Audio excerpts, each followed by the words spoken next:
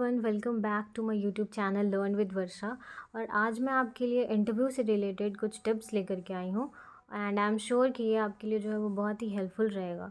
तो जो भी कैंडिडेट्स कॉन्फिडेंट हैं और उनके मार्क्स जो है वो बहुत ही अच्छे आए हैं 130 और 140, मतलब उन्हें लगता है कि हाँ उनको तो इंटरव्यू में जाना ही है, तो वो प्रिपरेशन भी कर रहे होंगे। जैसे अपना इंट्रोडक्शन हो गया, इंट्रोडक्शन पार्ट हो गया, या फिर डेमो टीचिंग प्रैक्टिस हो गया, तो ये सब कर रहे होंगे। तो उनके लिए मैं एक छोटा सा टिप दे रही हूँ एंड आई एम श्योर कि ये टिप सच में बहुत ही ज़्यादा हेल्पफुल रहेगी आपके लिए। तो चलिए स्टार्ट करते हैं। तो जो भी कैंडिडेट्स इंटरव्यू के लिए जाएं, सबसे पहला टिप है कि जो भी कैंडिडेट इंटरव्यू के लिए जा रहे हैं, तो उन्हें ये बात ध्यान रखना चाहिए कि उन्हें इंटरव्यूअर के सामने जो है वो बिल्कुल ही लॉयल रहना है। मतलब कि आप रियल रहिए, मतलब दिखना चाहिए कि हाँ आप अंदर से रियल, मतलब जो बोल रहे हैं आप उस चीज़ को खुद पे लागू करते हैं और मानते हैं। क्योंकि टीचिंग जो है वो एक ऐसा प्रोफेशन है, मतलब टीचिंग एक प्रोफेशन नहीं है, वो एक इमोशन है। मतलब आप जो भी इंटरव्यूअर के सामने आंसर दे रहे हैं उसमें आपका इमोशन झलकना चाहिए, उसमें आपका इमोशन दिखना चाहिए। ठीक है, मतलब एक होता है ना टीचिंग, लोग एज अ प्रोफेशन अगर कुछ नहीं हुआ तो फिर चलो भाई टीचिंग कर लेते हैं। तो वहाँ पे जो इंटरव्यूअर बैठे होते हैं ना, तो उन्हें आपके आंसर से ही पता चल जाता है कि हाँ आप कितने ज़्यादा टीचिंग के लिए मतलब है कि हाँ मुझे टीचिंग करना है या फिर नहीं। तो आपके आंसर्स में वो दिख जाएगा। वहाँ पे बहुत ही ऑब्ज़र्व करने वाले बैठे रहते हैं, आपके एक एक वर्ड्स पे उनका ध्यान रहता है कि हाँ आप क्या बोल रहे हैं, और जो बोल रहे हैं वो खुद भी फील करते हैं या नहीं करते हैं। उसके बाद इस बात का ख्याल रखें कि आप बोलते वक्त जो है वो प्रीवियस नॉलेज, मतलब जो भी आपने अभी तक, जैसे बीएड आपने किया होगा, डीएलएड किया होगा, तभी हम लोग एलिजिबल हैं केवीएस या इन सब का एग्ज़ाम देने के लिए। तो हम लोग बहुत पढ़ कर के आ रहे हैं, मतलब हमने बहुत सारे साइकोलॉजिस्ट हो गए या फिर फ़िलासफ़र्स हो गए, मतलब बहुत कुछ पढ़ा है हमने। तो आपके आंसर में अगर आप उन सारे नॉलेज को मतलब प्रीवियस नॉलेज को अगर आप यूज़ करते हैं, तो इंटरव्यूअर को लगेगा कि नहीं भाई, ये तो जो मतलब जो भी इंसान है वो सिर्फ हवा में बातें नहीं कर रहा है, इसने पढ़ाई की है और इसे पता है कि हाँ ये फ़िलासफ़र्स है और उनके थिंकिंग को ये समझता है, मानता है, खुद पे अप्लाई करता है, और उन सब चीज़ का आप अगर इस्तेमाल करेंगे तो काफ़ी इम्पैक्टफुल लगेगा। मतलब इंटरव्यूअर पक्का आपसे इम्प्रेस हो जाने वाले हैं।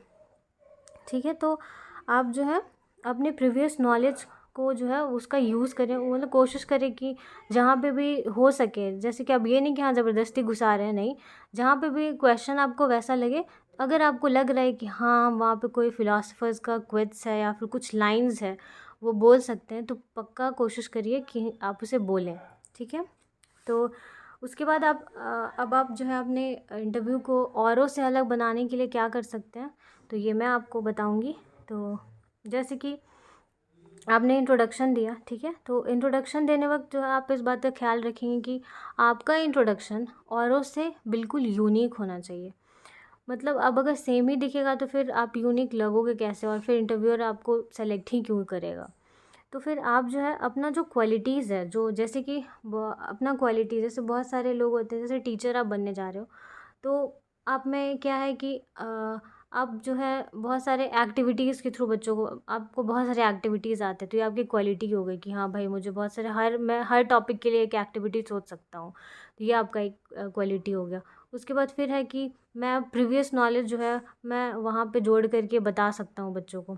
फिर और भी है कि मैं ड्रामा के थ्रू बच्चों को पढ़ा सकता हूँ, तो ये सब कुछ क्वालिटीज़ हैं। तो अगर आप इसे दिखाइएगा तभी तो लगेगा कि हाँ आप औरों से अलग है और आप में ये क्वालिटी है जो कि हेल्प करेगा स्टूडेंट को, मतलब स्टूडेंट को भी और आपको पढ़ाने में। ठीक है, उसके बाद है कि जैसे कि मैंने एग्ज़ाम्पल के लिए, जैसे मैंने आपको बोला कि प्रीवियस नॉलेज का आप इस्तेमाल करेंगे, तो वैसे ही है कि कुछ एग्ज़ाम्पल के लिए मैंने टैगोर के कुछ इम्पैक्टफुल लाइंस लिए हैं जो उन्होंने टीचर को लेके बोले हैं। तो जैसे कि मान लीजिए एग्ज़ाम्पल के लिए, अब आपका इंट्रोडक्शन जो है वो ख़त्म हो गया।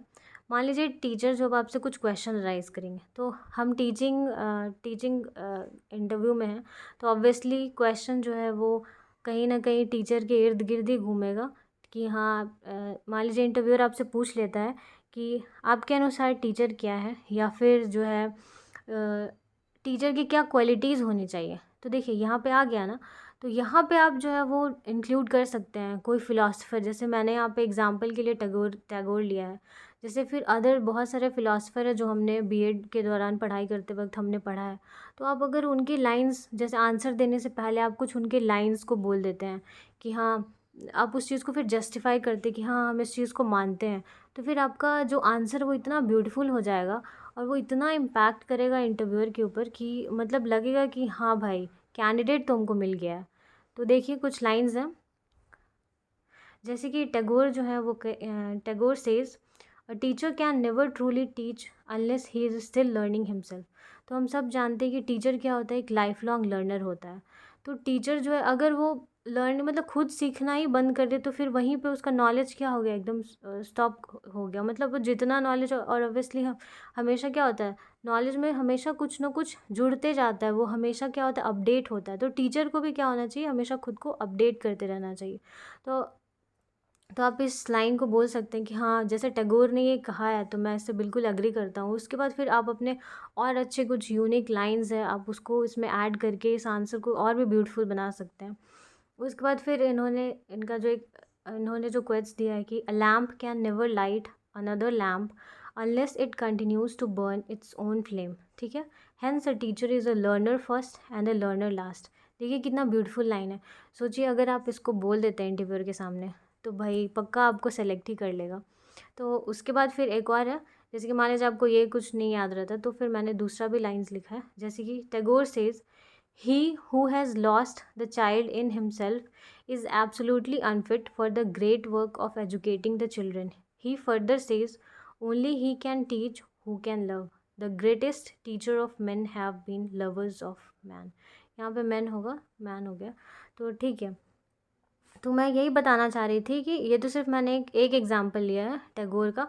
वैसे ही हमारे पास बहुत से, जैसे रूसो है वो एजुकेशन को लेके क्या बोले हैं, गांधी हैं, गांधी क्या बोले हैं, प्लेटो है, प्लेटो का क्या कहना था। उसके बाद फिर और भी बहुत सारे एजुकेशन को लेके, स्कूल को लेके, डिसिप्लिन को लेके, मतलब हर एक, अगर आप जाएंगे तो हर एक फील्ड में आपको बहुत ही अच्छे अच्छे लाइन्स मिल जाएंगी, बहुत ही अच्छे अच्छे क्वेट्स मिल जाएंगे।